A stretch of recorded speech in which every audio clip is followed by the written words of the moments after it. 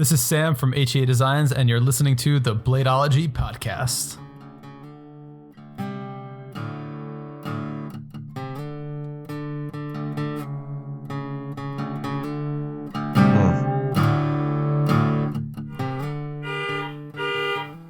I just think you could get like a spatial like noise canceling. Oh, there. See, it stopped. A spatial noise canceling device is called a fucking mattress guy, just for the record. All right. Someone's just trying to rob a car. So just put 4 mattresses around me. That wouldn't work. Way too loud. I gotta dehydrate the media for my 3D printer. Yeah, I do. Well, I don't have a device for that. I'm just gonna throw out that media and use the new media. Oh man, who are you interviewing tonight? Nobody. We could have anything for coasters, but how about this slice of geode? Well, that would work too. Sure. Okay. All right. There's a stack of them over here. Is there?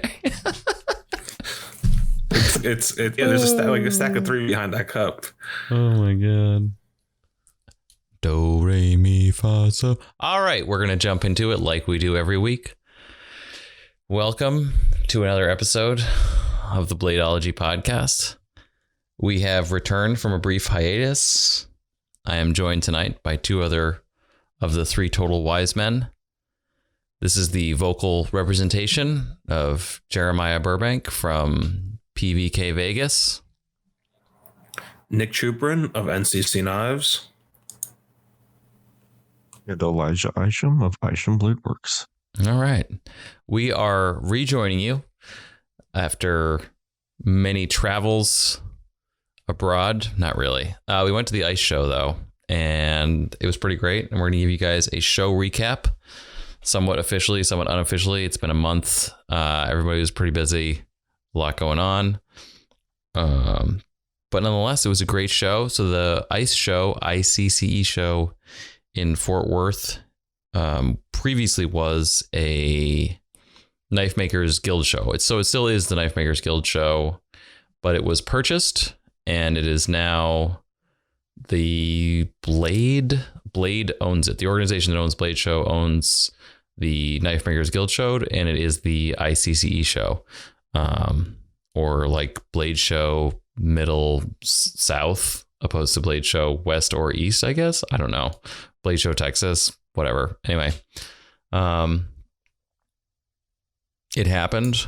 We flew in, and adventures were had, and I think overall people were seen. So right, memories were made. So this was the first show really in a while.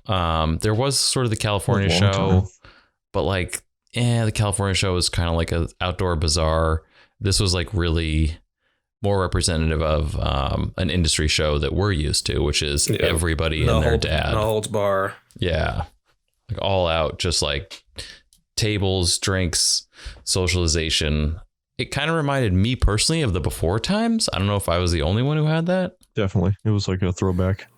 It's the first time we were out of the East Coast where you didn't need masks, and go to restaurants and bars and Ubers with more than 3 people. Yeah, it was nice to go back out and see everybody. Nick had a shared table with his stepdad and our impromptu father in general, Mr. John Gray, which is cool. Yes. Last minute, John hooked me up there. Yeah. Nick had some stuff out. And ride side saddle and the basically at the table. Yeah. Should I talk about my table and what I did at the show? So I had different plans for the show originally, and those kind of fell through. And then at one point I decided not to go, and then the week before I decided to go, and I kind of just scrounged together what I could make in the week, and thankfully I had enough to bring to the show. And John Gray was kind enough to let me use essentially almost half the table.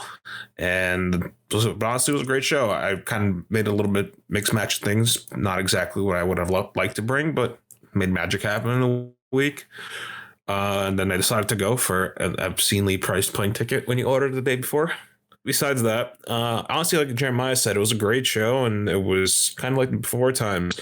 I didn't do the California Knife Show. Just at that time, I was still questionable of the outcome and how the show will turn out for me to fly 6 hours to California and do all that.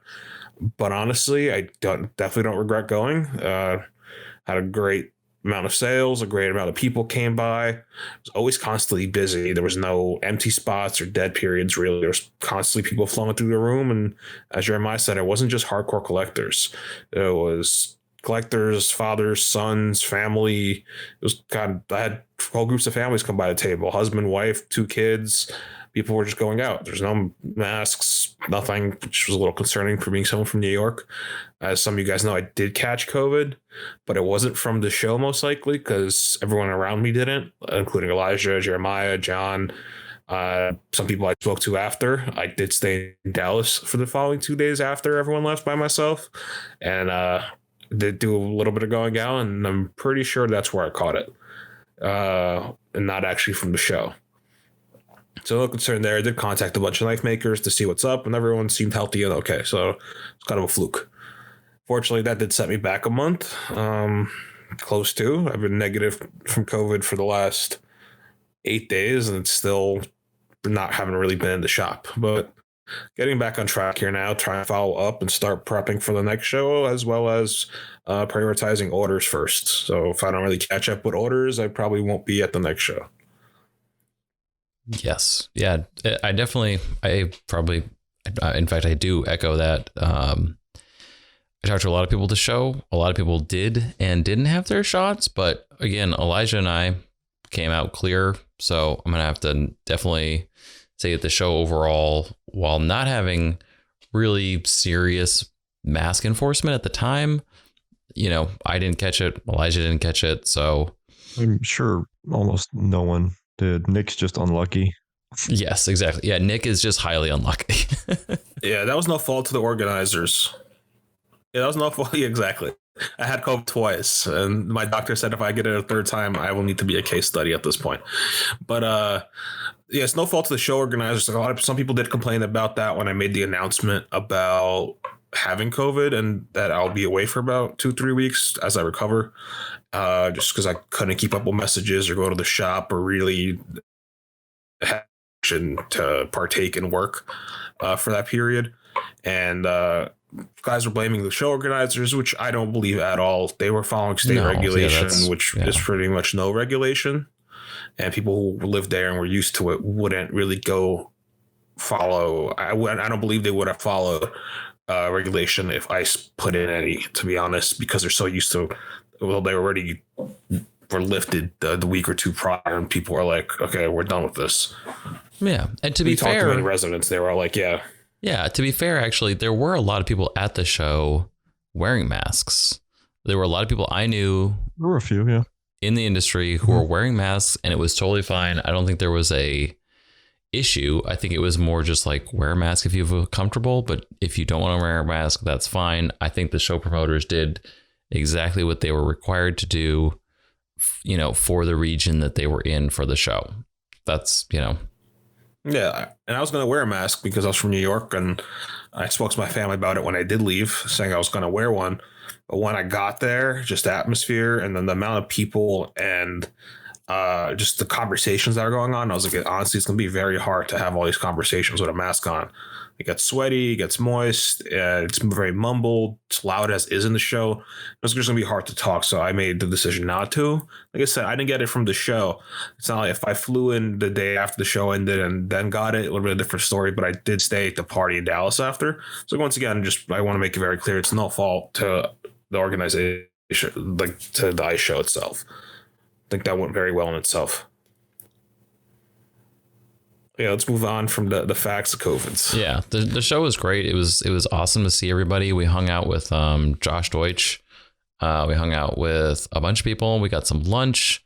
It was great to see people we haven't seen in so long, especially, again, the three of us are very used to going to shows on a regular basis. As of 2019, we went to however many shows we did. In 2020, we obviously, as everyone else, we didn't go to any shows. So it was really nice to just get back out and see people. For me, as an individual and obviously as a dealer, it was great to just get out and shake hands and see people, sort of reaffirm relationships and just be in it again, just be in the mix, is a huge part of it. And really just sort of feeling that show atmosphere. It was the first show back since, for me, it was TKI back in February of 2020. So that was the first time the three of us were in the room together. Yeah, over a year. And then I guess the last show we were at together was Kentucky in 2019. Or no, me and Jay were at SHOT Show back in January. And then all three of us were. That was 2019. Last time we Kentucky were together was 2018. In Kentucky. That's right. Yeah. So the three of us. Weird to say that it was 2018 Kentucky, which shows you how time flies. 2019. With the whole COVID situation, everyone's been home. 2019 Kentucky. No, Kentucky was 2018. Yeah, that was 2018. Oh wait, 19. Okay, Nick. No. We went to that. I'm lost. We went to that bad Italian restaurant, which I will not forget. Went to that bad Italian restaurant for 2019. Oh, yeah. But no, you're methed out later. Yeah, exactly. No, Elijah's right. We basically the three of us hadn't been in a room together since SHOT Show, where I think that Nick and I probably caught something. A lot of these big trade shows, you catch something. But regardless, the three of us hadn't been together in a show in a while. Because I had COVID during that SHOT Show. Oh yeah, that's right. Yeah, the last time we were together before COVID was a thing. Mm-hmm. Yeah. Wow, that's crazy. And yeah. Nick never I didn't go to SHOT because I was sick. Yeah, that's right. Last year. Yeah. I was sick for like 4 weeks, and then my doctor's like, "You have everything under the radar. I don't know what's wrong with you." You're just broken. And then turns out that was just COVID. That's just COVID. That's fine. Yeah, no, it was nice to be in the show environment again. A couple of highlights from the show, for me anyway, from ICE. So we ran into previous guests of the show, which was cool. Always nice to see people. So we saw, we were walking around. So the show, to be clear, the show had two rooms. There was the Knife Makers Guild room, and there was the tactical room, where sort of probably most of you are more familiar with, the Instagram like sort of characters. When you walked in them. Yeah, exactly. Like the tactical room is sort of more of your modern knife making crowd, and the Knife Makers Guild does have some of the modern makers, Enrique Pena, Michael Ziba, etc. And then that was sort of a separate room with a whole different vibe. But it was really nice. We saw Les Adams in the Knife Makers Guild. Les has been on the show before. He's Les is a great character. If you've ever met Les, you would know what I'm talking about. If you haven't, you should. He was super ecstatic to see us. He ran up and he gave us all anniversary Knife Makers Guild tumblers, I guess. And that was awesome. Very cool to see Les. Bruce saw Brad Zinkler in the same room. Yeah, that's right. Brad Zinkler. Yep, exactly. Always good to see Brad. Brad always. Zinker, pretty sure. Zinker comes out with the hot stuff. I gotta say, his table, there were a lot of people there, and I don't know. Knives. Yeah, Brad's the nicest guy. Those two dudes are like. Yeah, he came by to my table because I couldn't go over there. He came by. He was like, "I wanted to meet you, Nick. Check out your work." Because I didn't get a chance to go to that room until the last 20 minutes of the second day. I did a quick lap around there, bought some materials, and said hi to some friends. And that's another one of those things where we've interviewed those two guys, but haven't seen them since their interview. So it was like re-registering the face with the name kind of thing, which is very cool. And of course, Brad now has a We Knife collaboration, which is coming out. He's got a few, yeah. I think it's Vivi as well. Yes, I think you're right. Yep. Yeah, nope. Brad's designs definitely resonate with a lot of people. It's awesome to see him doing so well. And it was in general, the Knife Makers Guild room is always very welcoming and super friendly. Again, just seeing people you haven't seen in a while, and in my case, being introduced to people that I've never met in person, but follow their work on the internet. Again, Bruce Bump made a cut and shoot, which was magnetic, where the pistol separated from the knife. And he had a sort of concealed release auto mechanism, which was really neat. Yeah, John spotted it and introduced me to it. Brought me over to Bruce's table, introduced me to Bruce. Again, huge fan, just never met him in person. And a really neat mechanism. So you push down on the blade to release the lock, and there's a trigger on the rear of the spine. So while pushing down on the blade, you pull the trigger, move your thumb, or really your thumb, away from the blade. And then as soon as you do, the blade fires open. So it's sort of like he doesn't think of it as a switchblade. He thinks of it as a sort of assisted concealed release mechanism. Anyway, regardless, Nick was sort of in the same aisle. He had his back to the Apex gentleman who makes the titanium grinders. I think, Nick, you picked one of those up at the show. Yeah, he was a good salesman. He was wearing me down there for like Apex 10 minutes 22? to buy this Yeah, grinder. Apex 22. Yeah, I don't even smoke the flowers anymore. I may partake like once a month. Really did not need a high-end $350 titanium herb grinder. But he wore me down. He was behind my table the entire time. We got to talking a lot, and I ended up leaving with one. Yeah, But Daniel definitely Knight. don't regret it. I guess I got the first one that he ever made, or he ever had for sale on the website. It's like purple and goldish, and like has like a cool like geometric spiral type milling on it. But he's going pretty full tilt with the milling on them. They're going crazy, like doing Marvel characters and such. Yeah, he had a bunch of Yeah, the one that I have was grinders. fully 3D milled and Thor themed. yeah. Well, the Jolner themed. The ones he had at the table at the show were pretty Mjolnir. outstanding, I gotta say. There's some like if you're not familiar with the product we're talking about Apex 22, who makes titanium single piece herb grinders for all your culinary herb Two-piece, grinding yeah. needs, And But he's yeah, I think he has plans to put out a 3-piece, so that should be cool. Magnetic closure. that is pretty neat. He does make capsules as well, right? Pretty sure he I think does. he's starting to, or maybe he has before. Yeah, I think he's doing that now. But He doesn't really make capsules. He two-piece makes capsule. like an attachment to kind of. It's looks like a grinder. It's because people at the store they're post ground herbs and spices, and just kind of a magnetic 2-piece closure thing that looks like the grinder, or you could add on to the grinder. I gotta give it to what him. I know from him, I guess it's the first ever like full titanium herb grinder on the market. So that's cool. Makes sense. So I had met him in the past and did the classic knife industry disassociation. Like, I don't know, the product and the person are separate. And then I handled them before, but didn't know the person. So this show, I was able to associate Daniel with the product, and that was kind of cool. And I gotta say, pretty outstanding. his Like, you knives don't really get it until you hold one of those grinders, and it's like, whoa, this is a solid billet piece of titanium. Yeah, his knives are DDK. Yeah, I was explaining to you guys the machining involved. Like, I tried to make one twice, and it doesn't really work out well. Not like the finished product. It just machining them is a pain. The individual teeth starts to vibrate on a harmonic level, and it just snaps endals left and right. I was trying to make a mini version, more like a travel size, and I attempted it twice, and just programming it, fusion goes crazy, and it doesn't really work out well. So, like, it's props to him for getting it. He's also made pretty cool cigar ashtrays Oh, I could see that. that are pretty sweet.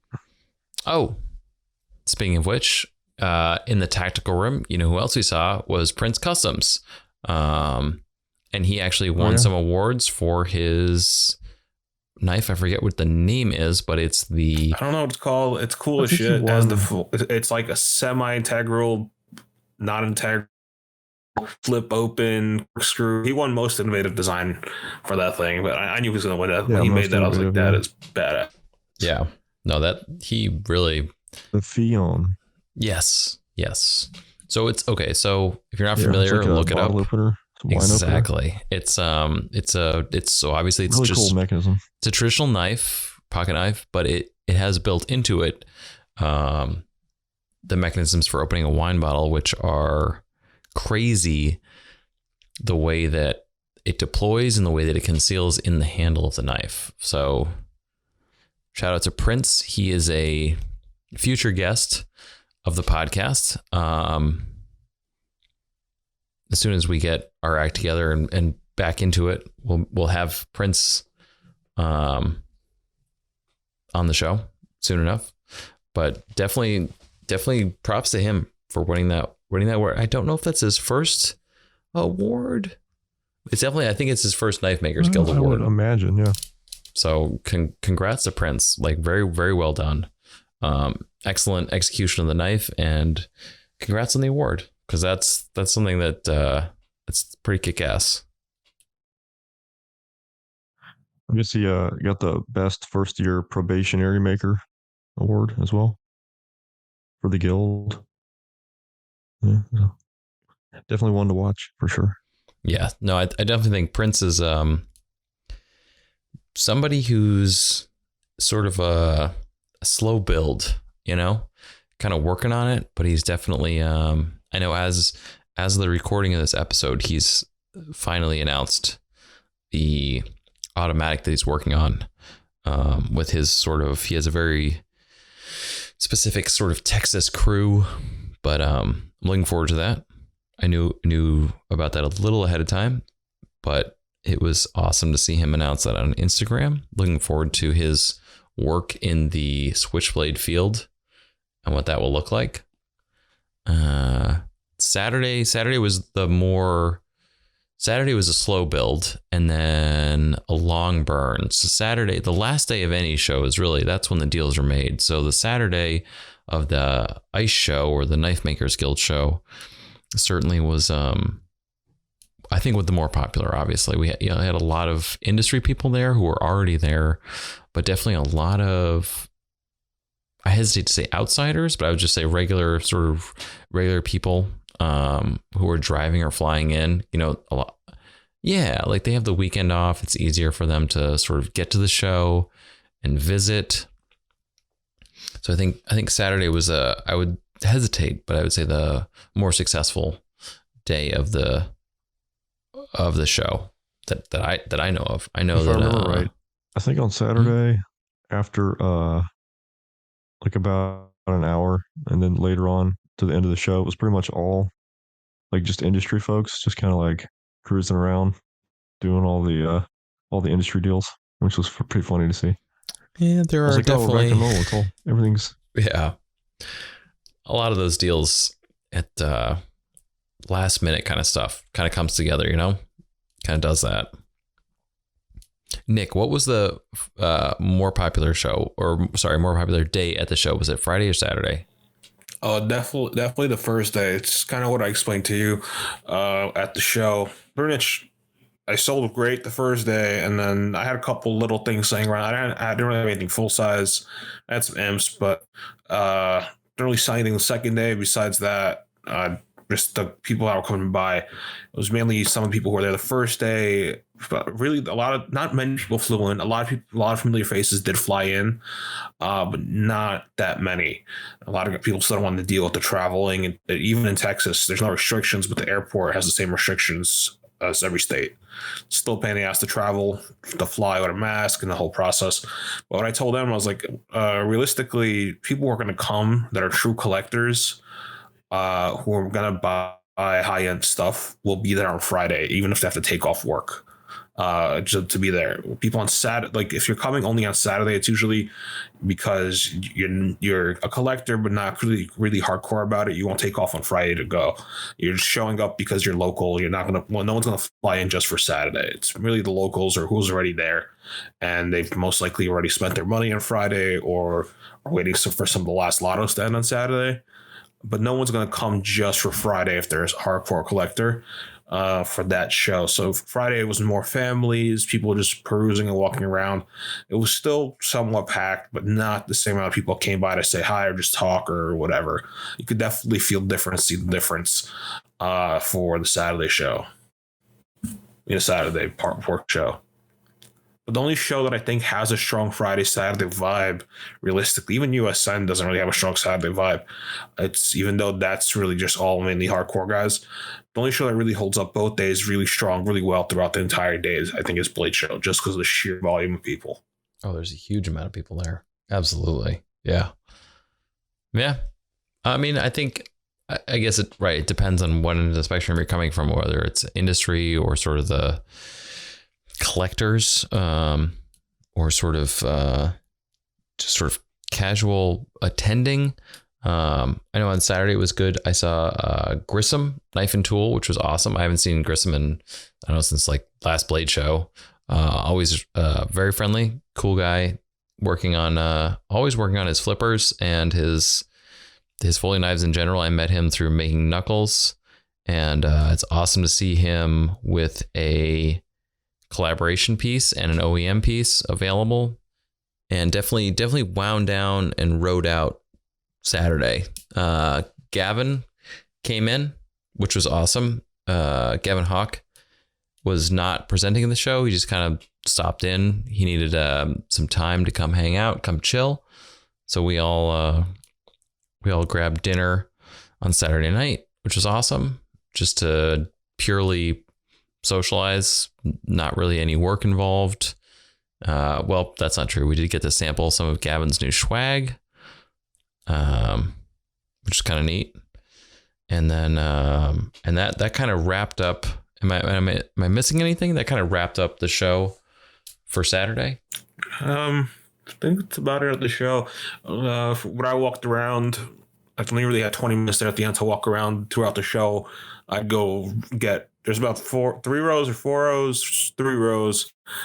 Throughout the show on Friday, I was able to run away for 5 minutes to do 1 row at a time, get around. But there was a lot of makers. It was, like I said, it was a great turnout.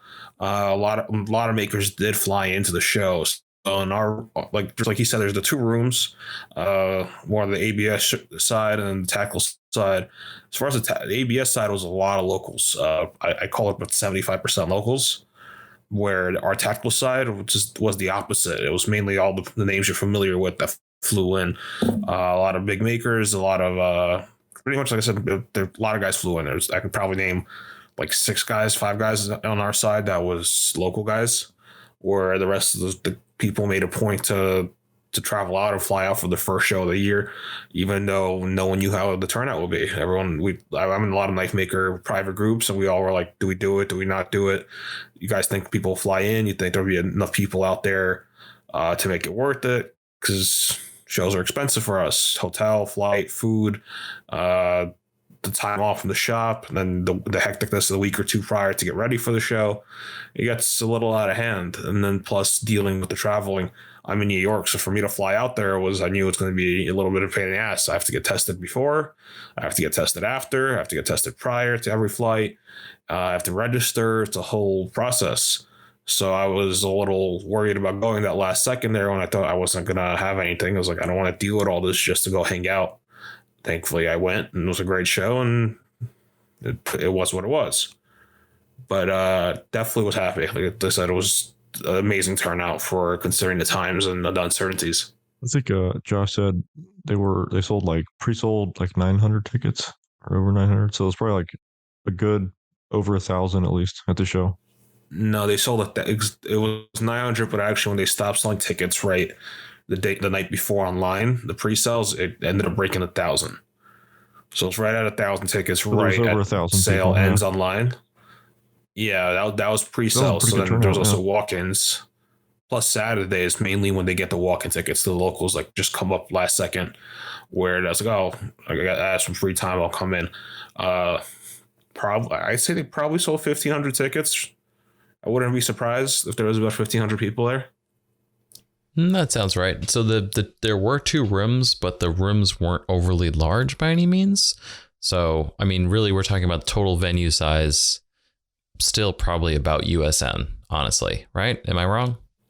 Yeah, together. Yeah, the ABS room was twice as probably. big as the tactical room. That's true. Knife Makers Guild. So Knife the Makers tactical Guild room really room compact the whole time. was a little bit Oh, bigger. the guild room, yeah.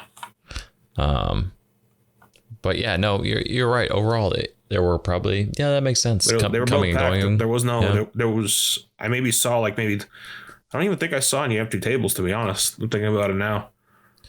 I think every slot was filled. Yeah, I definitely saw a lot more people than I thought there would be there. Yeah, no, that's true.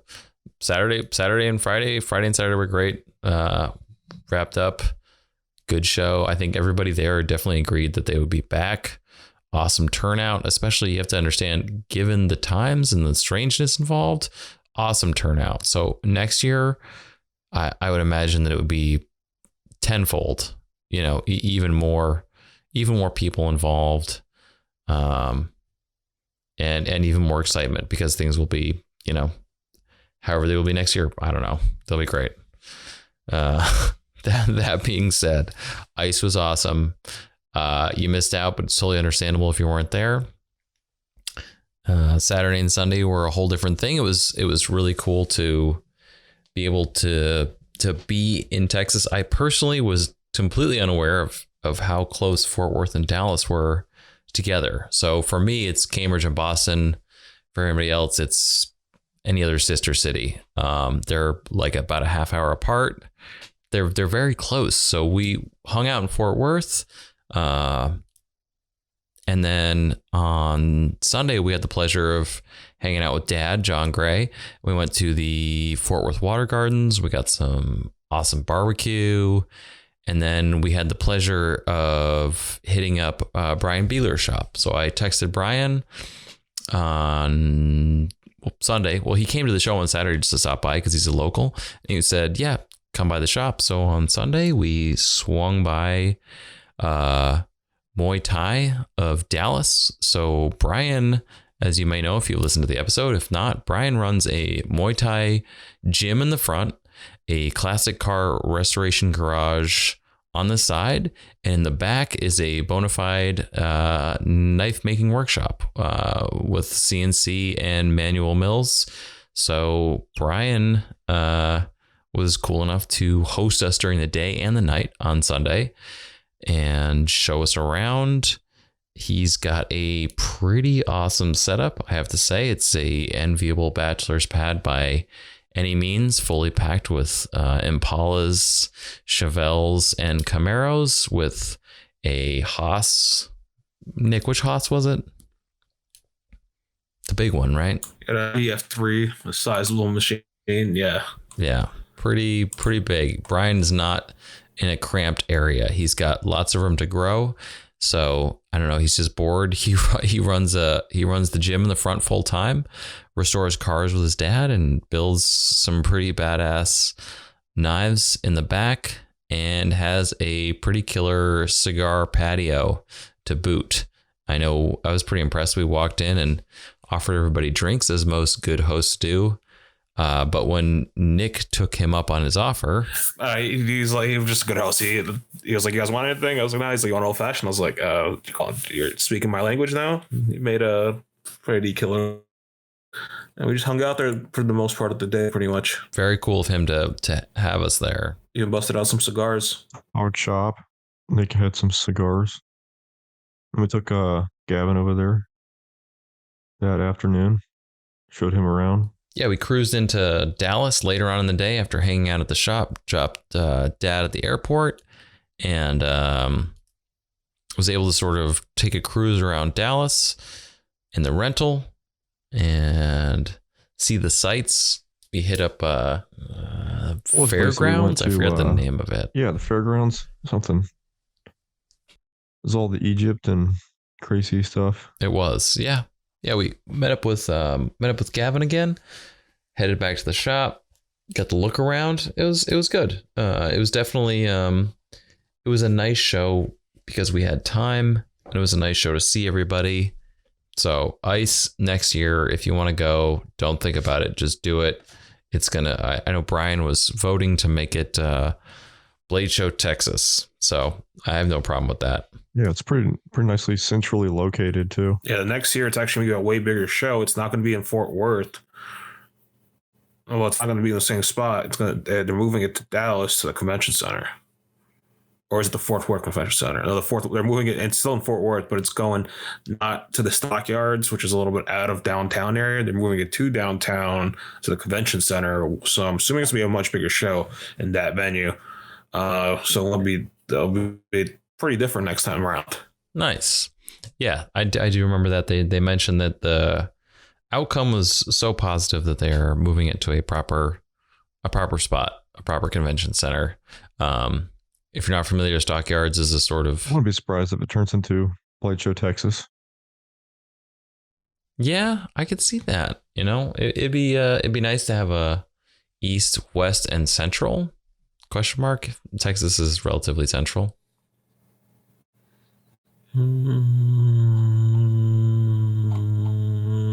Lead is cricket and the tricky critters. Hi.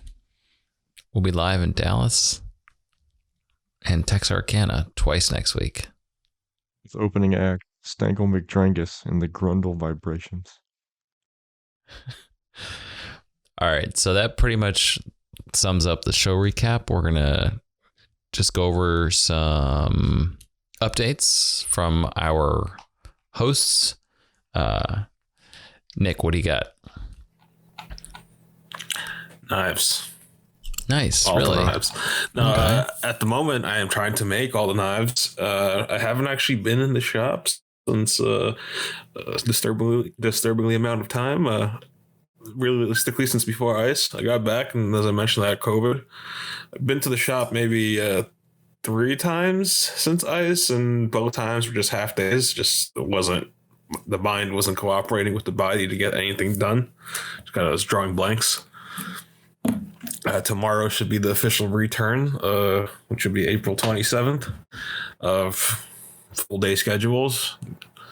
At the moment, we're machining more parts because I don't really have any parts and I got to work on the BBM pre-orders. So we are pretty much restructuring everything to meet the demand. So I had to make bigger pallets, bigger fixtures to do more at once. So I'd have to babysit the machine, and hopefully tomorrow we're going to reset up the machines with the new system. So tomorrow I have to make the new pallets and the new fixtures to start machining again. So hopefully by the end of the week I show some results with that, and to get onto some of the milled beveled BBMs and make some more parts for the hand ground ones for Rob's arrival. He was supposed to be here at this point right now, but that's delayed as I am about 3 weeks to a month behind.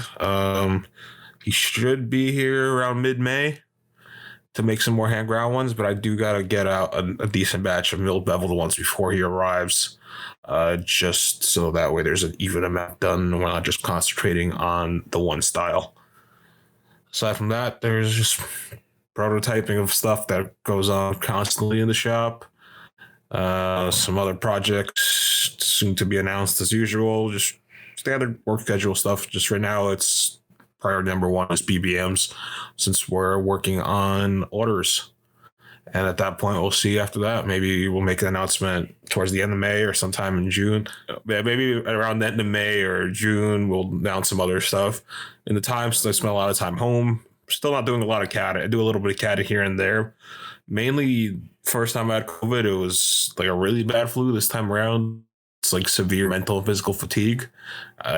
Even now that I'm negative, I still kind of get tired halfway through the day and just can't get into the work zone. I just look at the screen for hours, like nothing comes out. My mind's just a blank. But I did some CAD here and there for some BBM alterations for probably the next batch. Some a new style of mill blades, some modifications to blade shapes, and some other milled features in the blades, as well as new handle variations. Because if we do another batch, most likely going to discontinue all of the milled handle options and introduce a new 6 or 7 or so. See how I'll run that, and as well as the different blade variations. That's probably good. Switch up a little bit. That BBM has really become quite the popular piece. People quite like them. It's not what I usually make. I'd like to get back to making flippers. That's what I know how to do very well. And less tuning and less fiddling. So I've made them for so long. Where BBMs are a little different. It's not like relearning knives, but the processes are a little different, and the end results that I would expect are always a little different. It's not what I'm used to. So as you make them, as I make them, I still change things and develop the recipes for the lock, the detent. Like this new batch that I'm making right now, that I'm machining, I'm actually redesigning the whole lock geometry and trying something else just to see if it's any different, any better. Just kind of as I machine them, it's constantly evolving. Even this V2, it's on the 2.4 at this point. Slight changes between every batch that I machine. Okay, so there's definitely a lot going on that front. That'll be like 2.5 for this new one. Okay. So filling orders, grinding, getting ready for Rob again, doing that Bro Lab business. Yep, more Bro Labs. All the Bro Labs, all the things, all the time. Make all the things. Is that all, Nick? Nothing else? Nothing new on the horizon? I haven't worked in a month. Okay. What other announcements are you secretly holding is what we're asking you. I've been in bed. Fair enough. I'm getting a new bed because after a month I discovered that I want a new bed. Wow, really? That took a while. Okay. Well, when you're laying in bed for a month doing nothing, you start wanting to make changes in your life. And getting another bed, it's a big step. Getting out of it. I'm more excited about a new bed than getting another CNC machine. Like it's a big step in life. Oh yeah, no, that's true. Well, you do spend more time in the bed. No. Elijah, any updates? So you get off this topic in my bed? Oh man, I don't know. No, still working on designs. Slowly but surely, just cranking them out. New stuff, a lot of new stuff on the way. I don't know if that's prompt information at the moment, but we will see. Got a sort of a Bro Lab with Arcane, working on that. That should be interesting. We're still in the process of mid CAD, so nothing finalized yet, but that should be pretty interesting. Then let's see, got the new Civivi coming out finally in July. They should be headed to dealers right around end of May, July, hopefully. That's the Lazar. The Lazar. Named after the infamous Bob Lazar of S4. So little throwback there. We'll be looking for like sneak peeks of that or what? I posted a couple already, but yeah, I'll probably show some more when I get actual samples in. Similar to the McKenna, like a little larger trailing point type thing. So it should be pretty cool. We'll follow up to that. And I'm sure they'll do all the variants: Chimascus, copper, bronze, stonewashed, satin, all of the good stuff. And a plethora of G10 options. So yeah, it should be fun. Nice. All right. And that's about it. Looking forward to those Civivi follow-ups. That Civivi brand is really it's really taken off. I mean, I know since we last visited that subject, it really it's really on fire. I know the price point gets a lot of people into the brand. They if you were kind of like in the quality spectrum, I mean, what the McKenna seems to just sell like crazy, which is great. I mean, it brings a lot of people. Yeah, it's probably been one of my best sellers. Which is crazy sure. surprising. I don't know. It's like you want to just get something for like $80 or whatever, $90 for premium for Civivi. Check it out, and it seemed to be a hit, so that's good. So the Civivis have done pretty well, and I just found out recently that if you buy an Arrakis now, I guess you get like a mystery Civivi knife, like a little grab bag deal. So that's pretty cool. So if you were considering that and didn't have one, go check that out if you want. Yeah, that is pretty neat. That's a really mystery good Civivi. Yeah, that's a kind of a cool promotion that they're running. I think it's pretty awesome. Yeah. Yeah, and I think it's free. I don't think there's a price hike on that, so I don't know. if you are on the fence, get an Arrakis and receive a Civivi for free. Bonus. Yeah, just spice it up and sauce it down. There are so many secret projects in the works right now. It is quite a few. It is a tantalizing amount of secret projects in the works that we are going to not tell you guys about, but I want you to know that the output, things are being done. Is that what you're trying to say? The output in this room, which is not really a room, but is in a podcast area. The output, it's a huge, is a lot. Giant circle. Yeah, made around the continental United States. Yeah, it's more of a triangle, actually. Yeah, it's actually, a really long. It actually kind of is sharp triangle. It's a lot, and we're putting off talking about it, but soon we will be able to talk about it because the things will be coming to fruition, and then that will be a more timely space. But listeners, there is much to look forward to. Keep an eye out for upcoming, more regular content from us. We're sort of all getting back into this year. It's been a little bit of a strange comeuppance for the podcast, but we appreciate your patience. And falling back into a routine is next on the list, as last year was pretty wild for us during the height of the stuff that everyone went through. We had lots of time to record, and this year, as a sign of which we are all very busy, so getting back into the routine is what we're doing. So keep an eye out for new guests. Definitely keep an eye on the Instagram. I'm going to try to be a little more active on that. I guess I probably always say that, but whatever, deal with it. Yeah, I'm going to start the roll with the sign out. Thanks for listening. This is the vocal representation of Jeremiah Burbank from PBK Vegas. Nick Trooper and Van CC Knives. And Elijah Eisen of Eisen Blade Works.